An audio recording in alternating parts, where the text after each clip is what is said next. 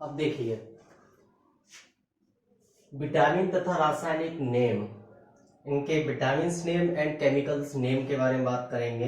Chemicals name कौन कौन से होते हैं एंड विटामिन्स में क्या पाया जाता है और किस किस डिसीज में ये परेशानी होती है।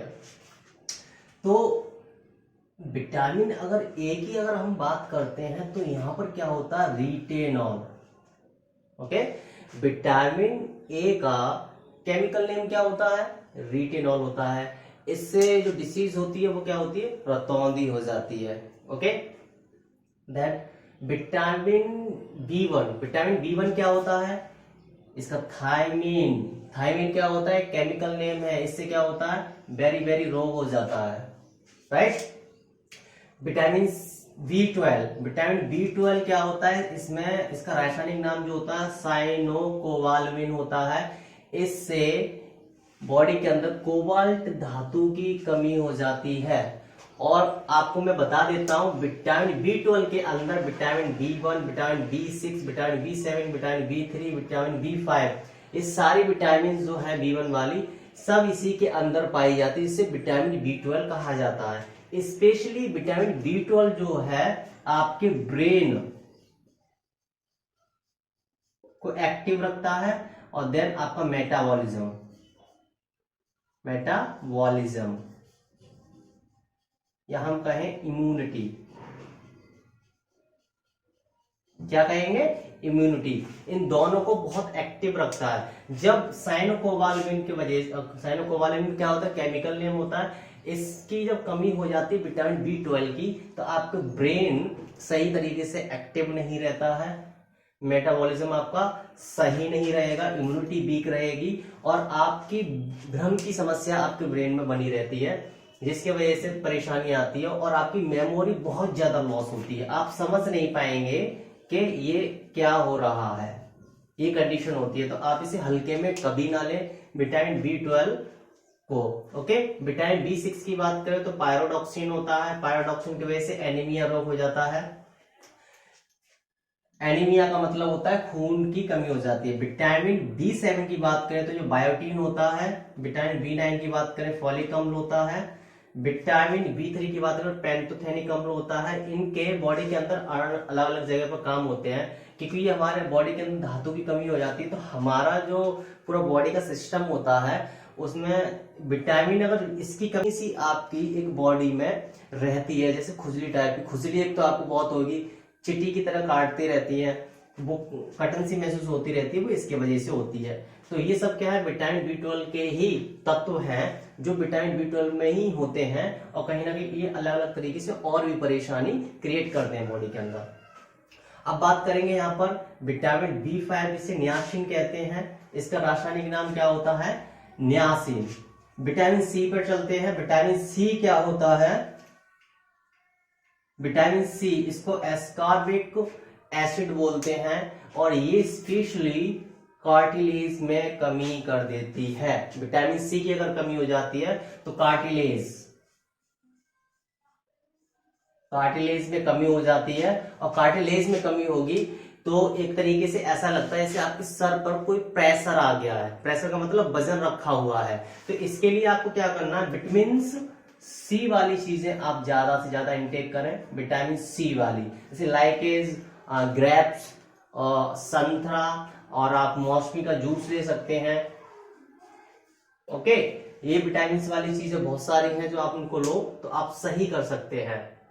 ओके, विटामिन डी की बात करें, इसका रासायनिक नाम कैल्सिफेरॉल होता है। ये हड्डियों को कमजोर बनाता है। विटामिन डी का कोई स्पेशली ऐसा कोई स्रोत नहीं है जहां से आप इंटेक कर लें, केवल एक ही सोर्स है, वो है धूप। जो लोग ऑफिस में काम करते हैं, जो लोग किसी बिल्डिंग, किसी शोरूम में काम करते हैं, जिन्हें धूप नहीं मिलती या दिल्ली सिटी में रहते हैं, उनके अंदर बहुत जल्दी से हड्डियों में कमी हो जाती है। कुछ चीजों में विटामिन डी आपको एक लिटिल अमाउंट में मिल जाती है, लेकिन उससे पूर्ति नहीं होगी। अगर लार्ज अमाउंट में विटामिन डी की कमी हो गई है तो हड्डियां आपकी इतनी ज्यादा कमजोर हो जाएगी कि आप पे 2 किलो का वेट नहीं उठेगा। बात समझ आ रही है? तो इसके लिए आप प्रॉपर धूप जरूर लें, और धूप लेने का सबसे अच्छा स्रोत यही है कि आप एक जगह बैठ जाएं और ध्यान लगाएं। तो इससे आपकी बॉडी के अंदर जो धूप की जो रेज हैं जो बॉडी के अंदर जाएंगी तो उससे ज्यादा बेनिफिट आपको होता है। ओके, अब बात करेंगे विटामिन ई।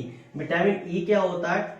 टोकोफेरॉल, ये इसका रासायनिक नेम है टोकोफेरॉल। इससे क्या होता है? प्रजनन क्षमता, देखिए प्रजनन क्षमता जो होती है स्त्रियों की कमी हो जाती है।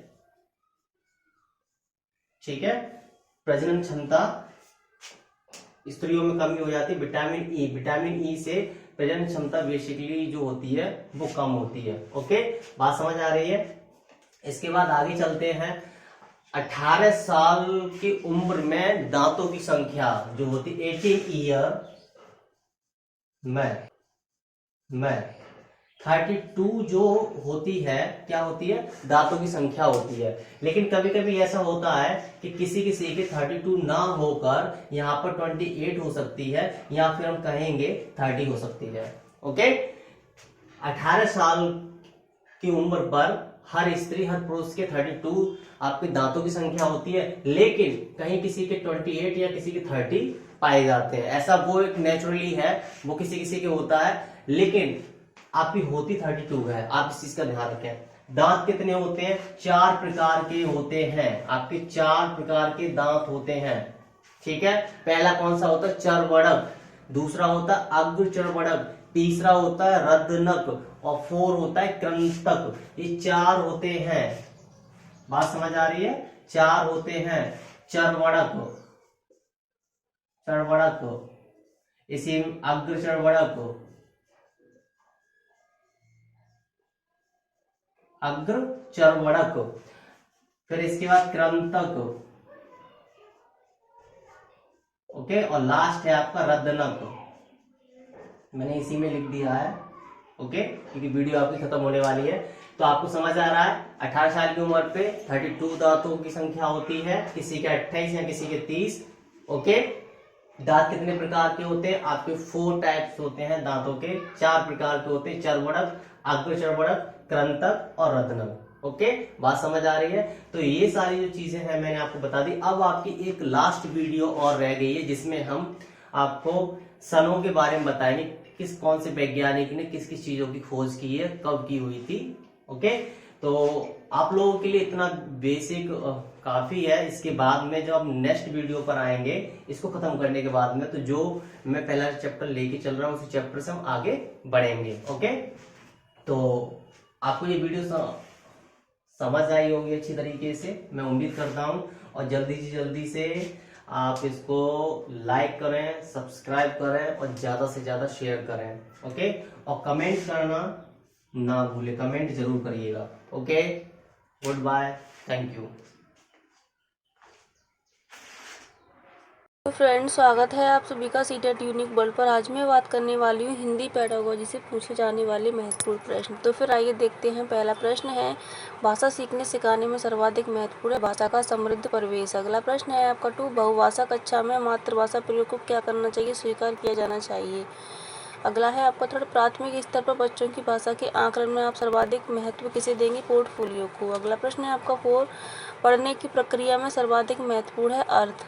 अगला प्रश्न है आपका 5, प्राथमिक स्तर के बच्चों के लिए पाठ्य पुस्तक के निर्माण में आप सर्वाधिक महत्वपूर्ण किसे मानते हैं, भाषा की विभिन्न रंगतें। Thank you.